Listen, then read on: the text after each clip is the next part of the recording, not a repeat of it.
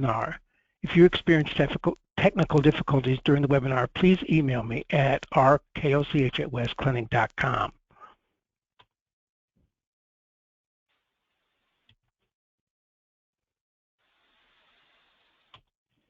The information used in this continuing education activity is based on the educational needs of physicians, nurses, and scientific evidence from research or the speaker's clinical experience and was developed independently of commercial influences.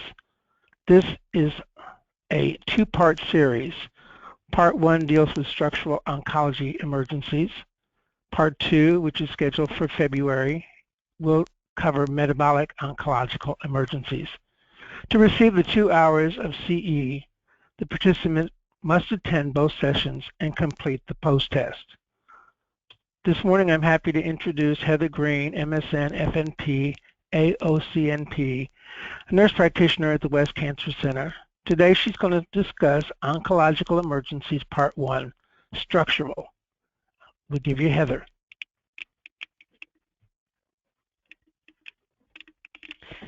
Good morning, everyone.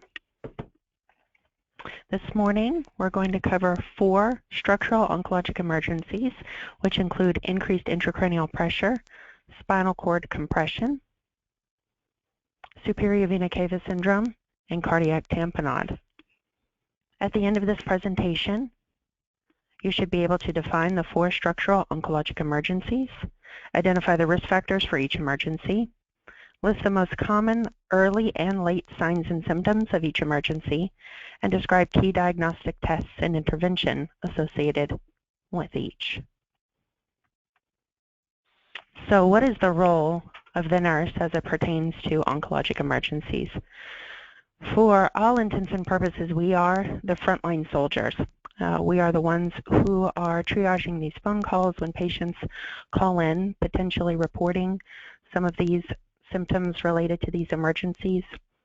We're the ones who see them initially when they come in for their routine office visits or for their chemotherapy in the infusion room or even the hospital. Because of that, we really can be the difference in these patients suffering just minor consequences from these complications of their cancer to significant morbidity and even mortality as it relates to these potentially life-threatening oncologic emergencies. These really can be the difference between life or death, and our ability as nurses to recognize and key into some of these cardinal signs and symptoms of these oncologic emergencies and be able to get them to the provider or where they need to be for appropriate interventions early really is an important role as an oncology nurse. So let's talk first about increased intracranial pressure. Increased intracranial pressure is a neurologic event resulting from an increase in brain tissue, cerebral spinal fluid, and/or blood in the intracranial cavity. As you know, the cranium is a non-expandable enclosed chamber, and any disruption in any one of these components, the brain tissue, cerebral spinal fluid, or blood, causes compression within the brain and resultant decrease in brain function. This can result in permanent nerve or neurologic damage and is potentially life-threatening. So how does this happen in the oncology patient?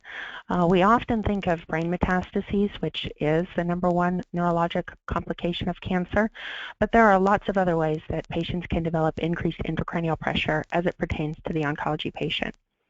So besides tumors, which can cause swelling and displacement of brain tissue, or even obstruction of CSF flow, patients with cancer can also develop leptomeningeal metastases, which are tumor deposits or tumor cells within the cerebral spinal fluid. Oncology patients are at risk for intracranial bleeding, blood clots, and other metabolic syndromes such as PRES or RPLS. PRES stands for posterior reversible encephalopathy syndrome, sometimes referred to as RPLS or reversible posterior leukoencephalopathy syndrome. These are syndromes characterized by headaches, confusion, seizures, and sometimes visual loss. It is not unique just to the oncology patient. In fact, it occurs most predominantly in cases of malignant hypertension or eclampsia, but it can also be associated with some high-dose chemotherapy regimens. It's also important to note that some of our newer oncologic agents and biotherapies cause hypertension more so than they used to in the past, which can also lead to one of these syndromes.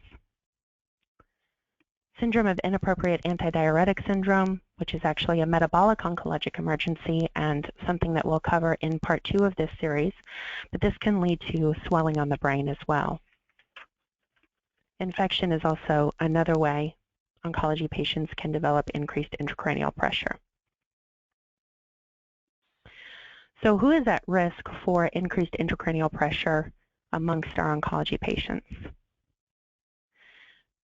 Patients who have primary tumors that commonly metastasize to the brain, such as lung, breast, kidney, malignant melanoma, colon, or cancers of unknown primary, are at risk for developing brain tumors that can cause increased intracranial pressure. Patients with primary brain tumors, such as neuroblastoma or glioblastoma, patients who have leukemia or lymphoma, who are at high risk for developing CNS metastases, particularly in the CSF or leptomeningeal metastases. Oncology patients are at risk for thrombocytopenia and may have inherent or acquired bleeding disorders that can put them at risk for intracerebral bleeding, leading to increased intracranial pressure. Our immunocompromised patients are at risk for meningitis and encephalitis, or other infections that may cause increased intracranial pressure. And patients who already have CNS metastases and have Ommaya reservoirs in place in order to receive intrathecal chemotherapy are also at risk for increased intracranial pressure, as these can become occluded and or infected. So what are some of the early signs and symptoms of increased intracranial pressure? Most commonly, patients will present with headaches. These can be described as dull, throbbing, or sharp. The headaches tend to be worse in the morning or worse with activity that increases intracranial pressure, such as vomiting, coughing after bending over, or other activities that induce the Valsalva maneuver. Headaches that are reported in combination with some neurological component should trigger a very high level of clinical suspicion for some type of pathology leading to potentially increased intracranial pressure. So patients who report not only headaches, but headaches associated with blurred vision or photophobia or some kind of decrease in their visual field should make us think as oncology nurses that there may be something more to this picture than just your routine everyday sinus headache. Other neurological components that can present as an early sign or symptom of increased intracranial pressure include ipsilateral weakness, slurred or slowed speech, confusion, any type of change in mental status, which is the most sensitive indicator of increased intracranial pressure, difficulty finding words or gait changes. Patients can also present with gastrointestinal symptoms, including vomiting that is often not preceded by nausea and can be projectile. This is in contrast to the typical chemotherapy-induced nausea and vomiting, which is vomiting preceded by nausea. Some of the later signs and symptoms of increased intracranial pressure include those associated or affecting the cardiovascular or respiratory system. These would include bradycardia, a widening pulse pressure, hypertension, slow or shallow respirations, tachypnea, Cheyne-Stokes respirations, and just as a review for those of you who need it early this morning or don't have a whole lot of cardiac or intensive care experience, pulse pressure is the difference between the systolic and diastolic pressure readings. And as intracranial pressure rises, you can see a widening in this pulse pressure. So for example, if the blood pressure is 120/80, the pulse pressure would be 40 millimeters of mercury.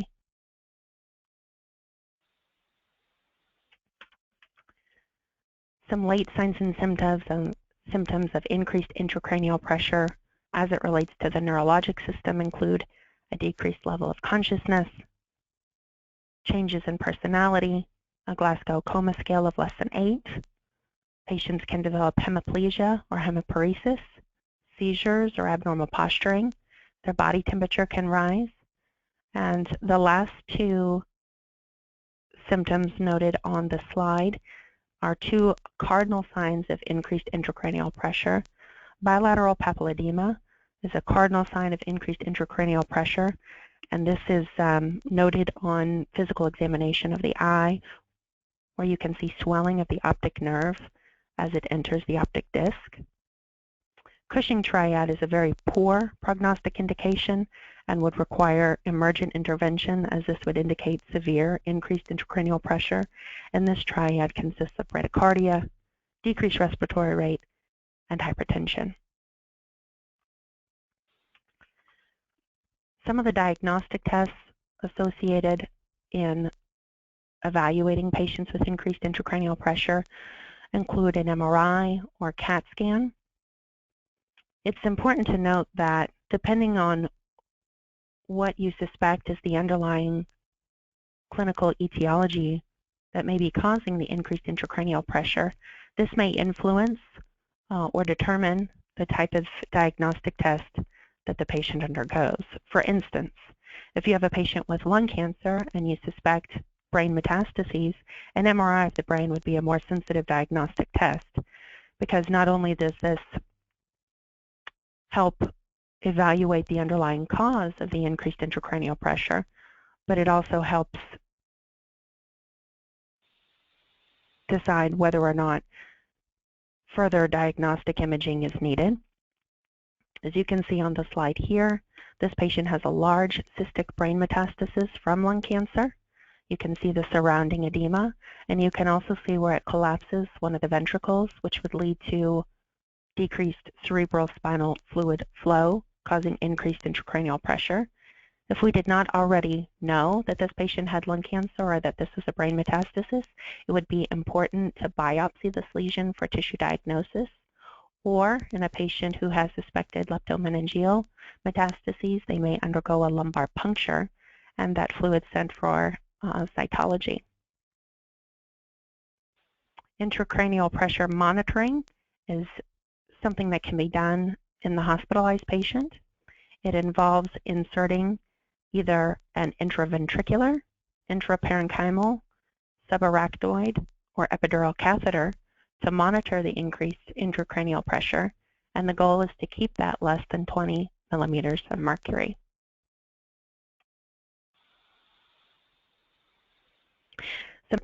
In managing patients with increased intracranial pressure include the administration of corticosteroids.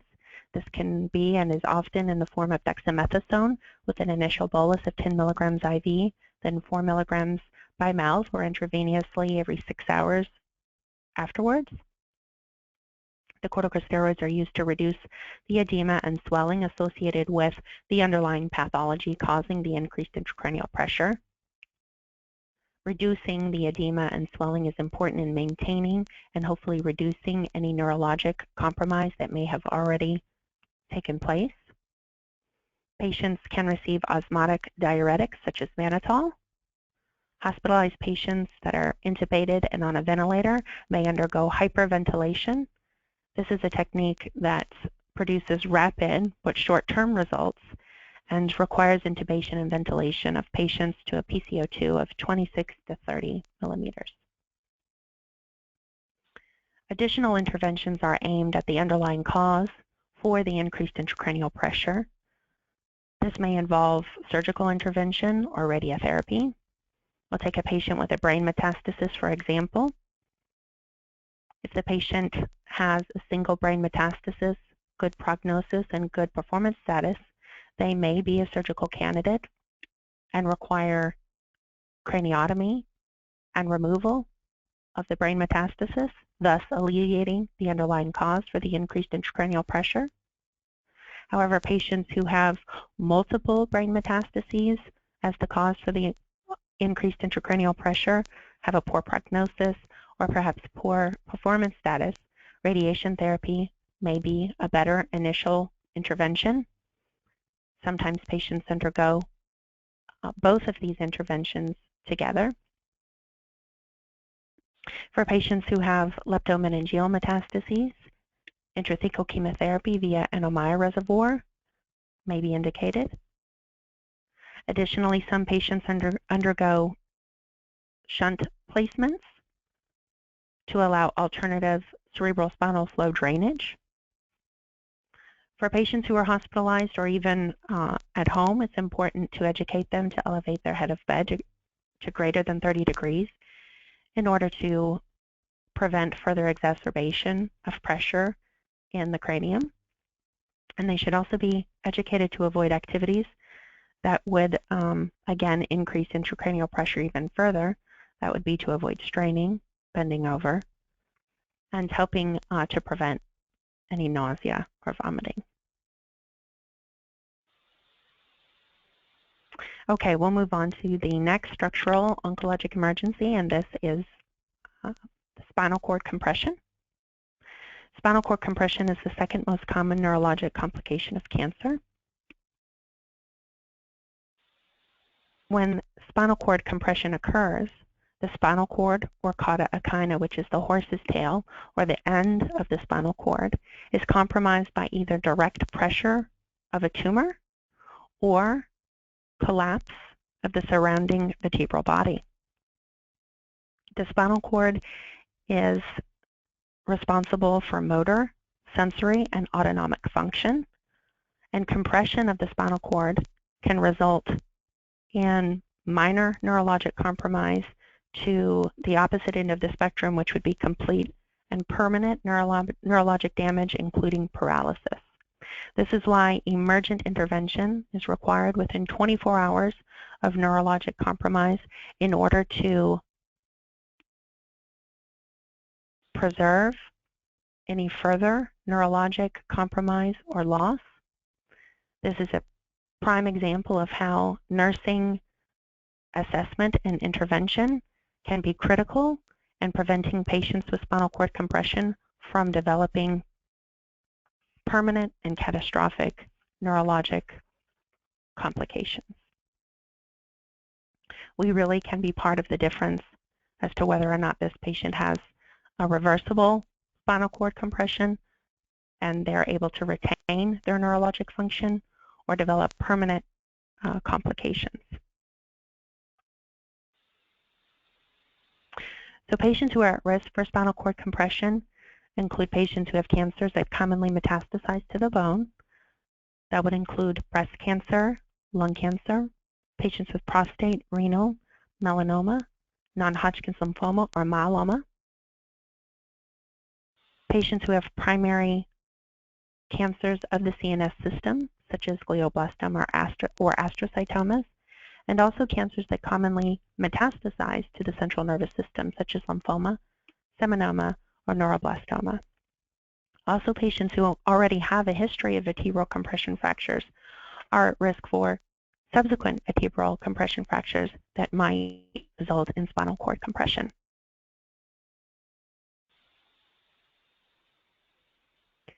Back pain is the most common presenting symptom in patients with spinal cord compression.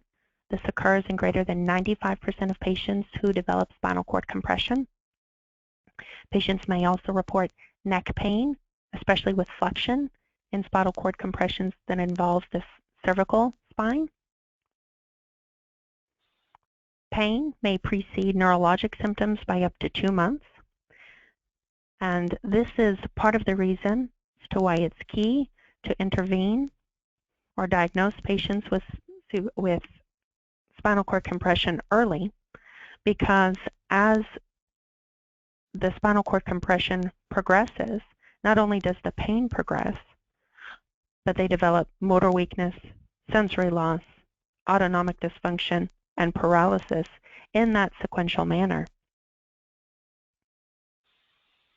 A high level of clinical suspicion is key to early detection of a spinal cord compression, and prognosis is dependent on prompt diagnosis and intervention. The pain associated with spinal cord compression may be localized, or it may be radicular and radiate along the affected nerve root or dermatome.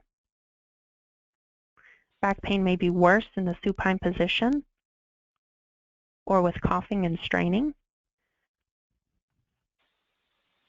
Motor weakness associated with spinal cord compression may present as patients reporting heaviness, stiffness, or weakness in an affected extremity. They may report loss of coordination or gait changes. Early sensory loss may be reported as lack of sensation to light touch, pain, temperature, or they may report paresthesias. The most common place for spinal cord compressions to occur is in the thoracic vertebral bodies. The location of the pain and the neurologic symptoms that patient report can help guide imaging and further diagnostics in terms of deciding whether or not this patient has spinal cord compression. For instance, if a patient reports pain and band-like numbness around the ribs or chest, this might suggest a mid-thoracic compression versus patients who report low back pain that radiate down one leg to the calf, which might suggest a lower lumbar spine compression. It's important to note, however, that it can be very difficult sometimes to discern when patients are presenting with lower thoracic spinal cord compression and upper lumbar spinal cord compression, so it would be safe and clinically relevant to go ahead and image or evaluate both the thoracic and lumbar spine. Some late signs and symptoms associated with spinal cord compression include loss of sensation with deep pressure or vibration. Patients can develop incontinence or retention of stool or urine. Men may report impotence. Patients may already present with paralysis, which would be indicative of a severe spinal cord compression. Patients may present with muscle atrophy along the affected nerve root or dermatome. And they may have anhidrosis, which is the loss of ability to sweat below the level of the compression. And again, these would be very late signs or symptoms of a spinal cord compression, and emergent evaluation and intervention would be indicated. The MRI is considered the gold standard for diagnosing and evaluating a spinal cord compression. It is the most sensitive, specific, and accurate test for spinal cord compressions. As you can see in the picture here, the MRI can delineate the normal vertebral bodies and the normal spinal cord, in addition to the malignant tumor that's destroying the vertebral body and subsequent spinal cord compression. Other diagnostic tests would include a CT scan, myelography, plain radiographs, or PET-CT. These might be indicated in patients who cannot undergo MRIs for some reason or another, but will not be as sensitive or accurate as an MRI. The initial therapy for all patients with known or suspected spinal cord compression include the administration of corticosteroids. Again, this is given to reduce not only the pain, but swelling as a result of the spinal cord compression, and with the intent to stabilize neurologic deficits. Some patients with spinal cord compression may be candidates for neurosurgical intervention in the form of a decompressive laminectomy. This surgery may be indicated depending on the degree of neurologic compromise. If someone presents with some of those late signs and symptoms that we have already reviewed, neurosurgical intervention is almost always indicated. Surgery may also be an option in patients who not only need a decompressive laminectomy, but stabilization of the spine. Sometimes surgery is given in combination with radiotherapy. However, radiotherapy may be the initial intervention for patients with spinal cord compression if their underlying malignancy is particularly radiosensitive. and those would include patients with primary tumors of the breast, myeloma or lymphoma, prostate and small cell lung cancer. Radiotherapy may be chosen over surgery in patients who have no evidence of spinal instability and their spinal cord compression is perhaps not as progressed as others. If radiotherapy is used, patients are commonly treated to 30 gray in 10 fractions. Chemotherapy is rarely the initial or sole treatment for patients with spinal cord compression, mainly due to its slower mechanism of action and onset. However, it can be used as an adjunct to surgery, radiotherapy, or steroids, particularly in those tumors that are highly chemosensitive, such as lymphoma, germ cell tumors, or neuroblastoma. Chemotherapy may also be indicated for patients who have already received radiation therapy or surgery to the affected site. As we discussed, back pain is a very common problem associated with spinal cord compression, and it's important to manage pain. Patients with spinal cord compression that have back pain oftentimes have a neuropathic component, and therefore adjunct pain medicines in the form of anticonvulsants or antidepressants, in addition to their opioid analgesics, may be indicated. The third structural oncologic emergency is superior vena cava syndrome. Superior vena cava syndrome is not a common oncologic emergency, occurring in only 3 to 4% of all patients who have cancer. Patients rarely have significant mortality as a result of superior vena cava syndrome, meaning many patients do not die from superior vena cava syndrome. However, due to the significant morbidity and distress that superior vena cava syndrome has on oncology patients, it often requires emergent intervention. Superior vena cava syndrome may be present at the onset of diagnosis. This may be the way patients present to the emergency room or to your initial office consultation when diagnosing their underlying malignancy, or it may present in patients who have recurrent or refractory disease. Superior vena cava syndrome occurs when there is compression or obstruction of the superior vena cava from a tumor surrounding lymph nodes or from a blood clot. When the SVC is compressed, this results in increased venous pressure and or congestion of the head, neck, chest, and upper extremities. This results in decreased venous return to the heart and decreased cardiac filling and output.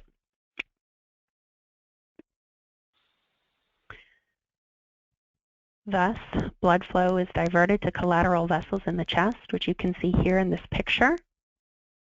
This may be something that you see on physical exam in patients with superior vena cava syndrome. You can also see here, although it may not be quite as apparent, but there is swelling and venous congestion in the chest, neck, face, and arms.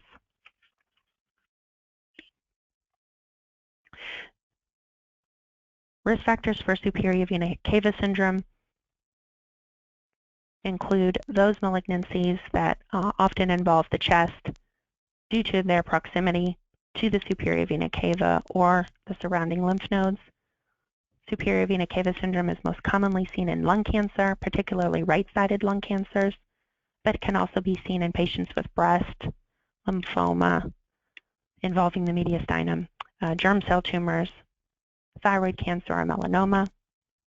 Other risk factors include previous radiation therapy to the mediastinum or the presence of central venous catheters that are at risk for clot formation and subsequent superior vena cava obstruction. Dyspnea is the most common presenting sign or symptom of superior vena cava syndrome. As we discussed, patients can also develop redness or swelling of the face and eyes. This tends to be worse in the morning after they've been lying supine all night or after bending over. Patients can report swelling of their neck, arms, or hands. Men may report the inability to button their shirt collar. That's known as Stokes sign. Patients may report, or you may see, visible neck and thoracic vein distension or visible collaterals on the chest, like in the picture we saw previously. Patients may report a dry cough, hoarseness, cyanosis of the upper chest. Women may report swelling of their breasts. And another symptom may be elevated blood pressure, particularly in the upper extremities, more so in the right arm than the left due to the venous congestion and obstruction. And this would be in contrast to a lower blood pressure in the lower extremities.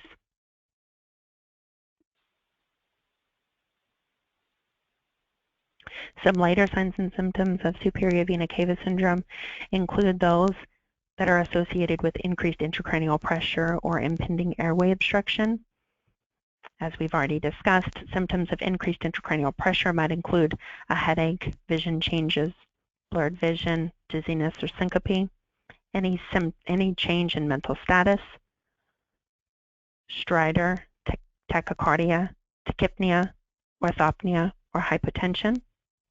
Patients may report dysphagia.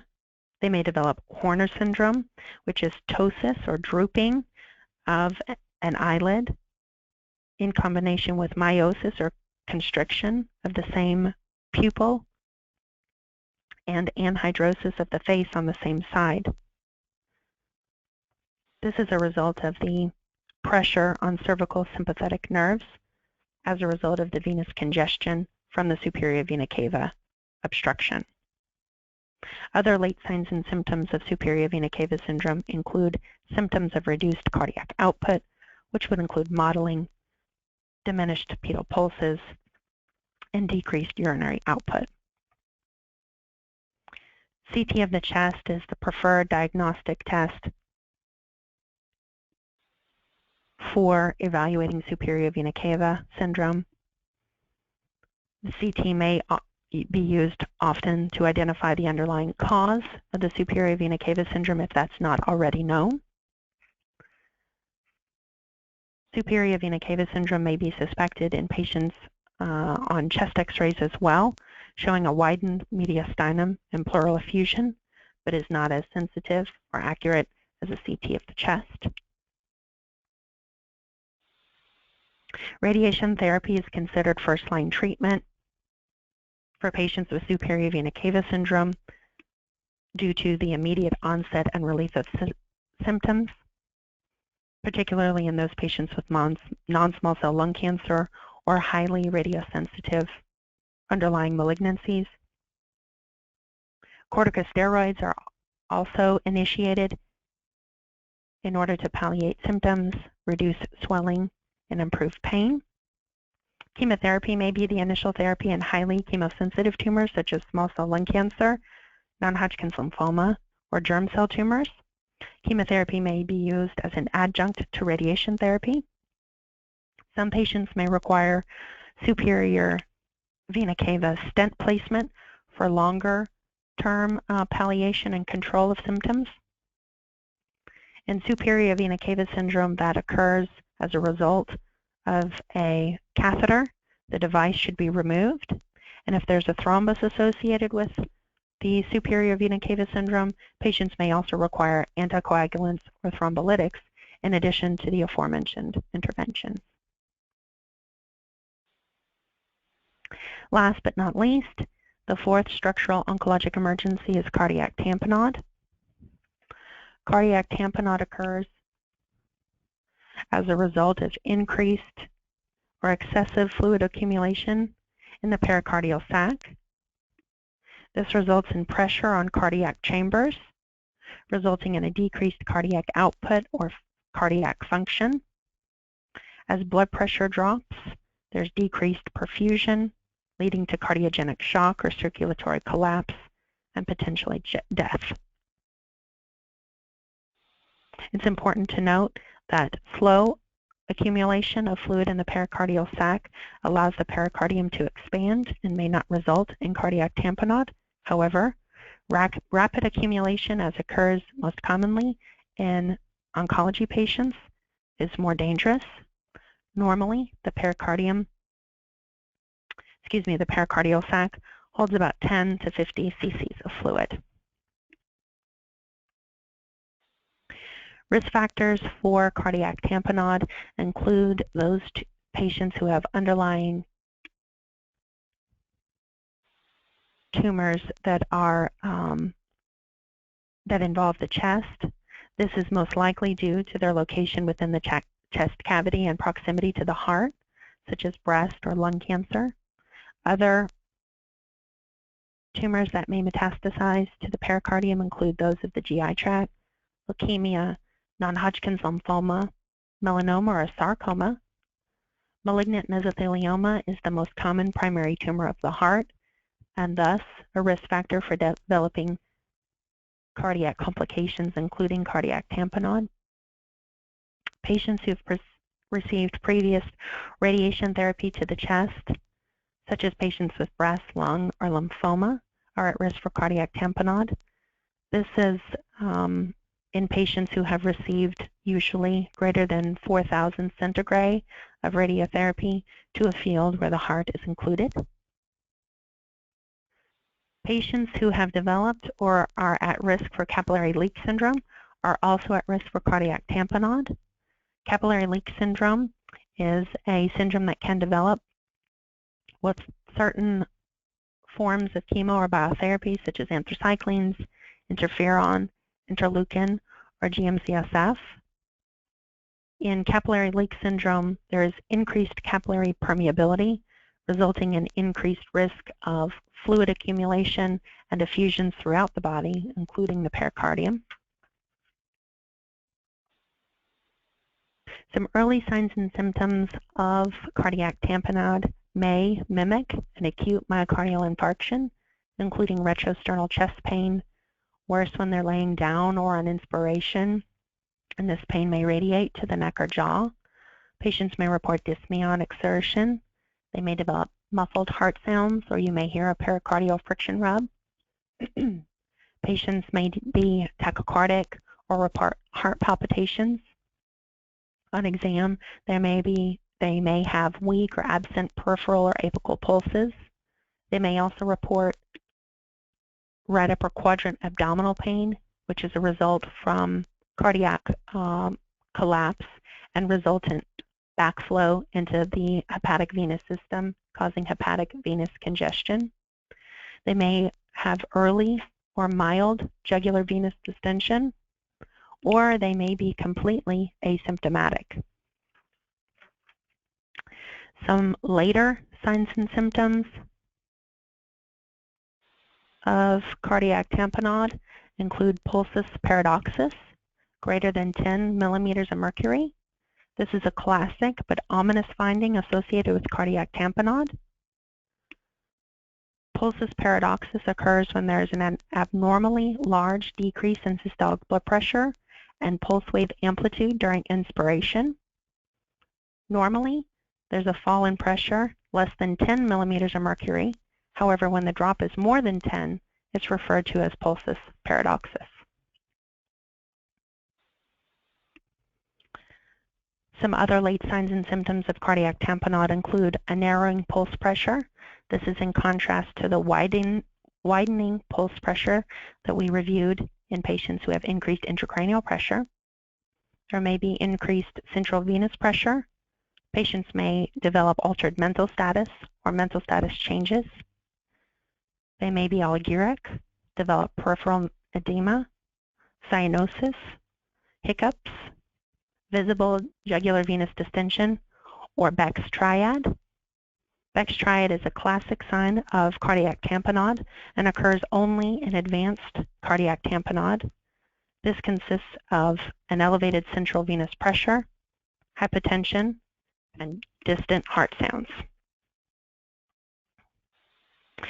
The echocardiogram is considered the primary diagnostic test in evaluating not only the pericardial effusion, but whether or not signs or symptoms of cardiac tamponade have developed.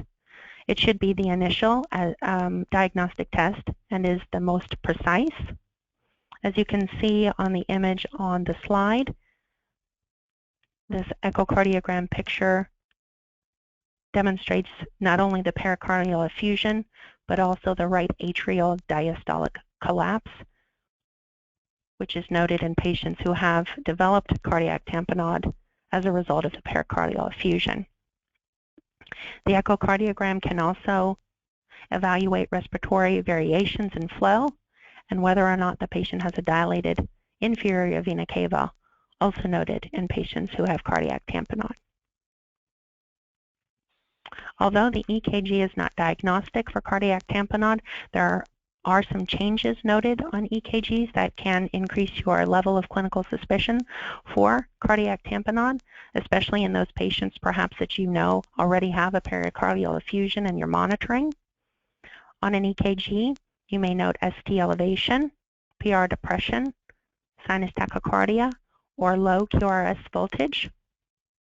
Electrical alternans is something that is specific to pericardial tamponade and can be seen best here on this EKG strip in leads V2 and V5. Electrical alternans is described as changing QRS amplitudes and heights of the P wave from B to B. This is because in large effusions where patients have developed cardiac tamponade, the heart may swing back and forth in the pericardial space, resulting in an ever-changing electrical axis and changing QRS amplitude. Additional diagnostic tests might include a chest X-ray or a CT of the chest, but neither are definitive for cardiac tamponade. However, they may be useful in helping to further evaluate the patient. On chest X-ray, patients with pericardial effusion will have an enlarged cardiac silhouette. However, patients must develop at least 200 to 250 cc's in the pericardial sac before it is noted on chest X-ray. And if you remember, we learned that normally the pericardial sac contains 10 to 50 cc's of fluid. So in order to show up on a chest X-ray, patients would have already had to have accumulated a large amount of pericardial fluid. On chest X-ray, patients may be noted to have a classic water bottle-shaped heart. On CT of the chest, the amount of fluid in the pericardial sac may actually be overestimated.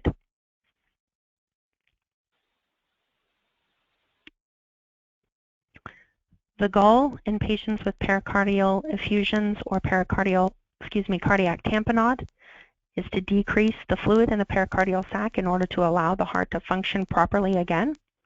This can be accomplished in several ways. Some surgical interventions include pericardiocentesis with or without sclerosis. Pericardiocentesis involves the temporary removal of pericardial fluid via insertion of a needle into the pericardial sac. This can be sometimes followed by talc sclerosis, which is similar to a talc pleurodesis that we might see in patients who have developed pleural effusions. Alternatively, sometimes pericardial drains or windows are placed. Surgically, a drain can be placed to allow pericardial fluid to drain into the percutaneously, or surgical resection of part of the pericardium followed by insertion of mesh that allows the pericardial fluid to drain into the mediastinum. For patients who have highly radiosensitive tumors such as leukemia, lymphoma, or breast cancer, treatment of these underlying malignancies may thus result in improvement of the pericardial effusion and cardiac tamponade. For patients who have highly sensitive tumors to chemotherapy, this may be an alternate intervention. However, it's usually reserved for those patients who are asymptomatic or have slowly accumulating effusions, again due to the slower onset and mechanism of action of chemotherapy. This might be indicated in patients who have underlying breast, lymphoma, or small cell lung cancers. Another intervention is to make sure that patients' volume status is resuscitated. This may involve the administration of saline, blood, or plasma products.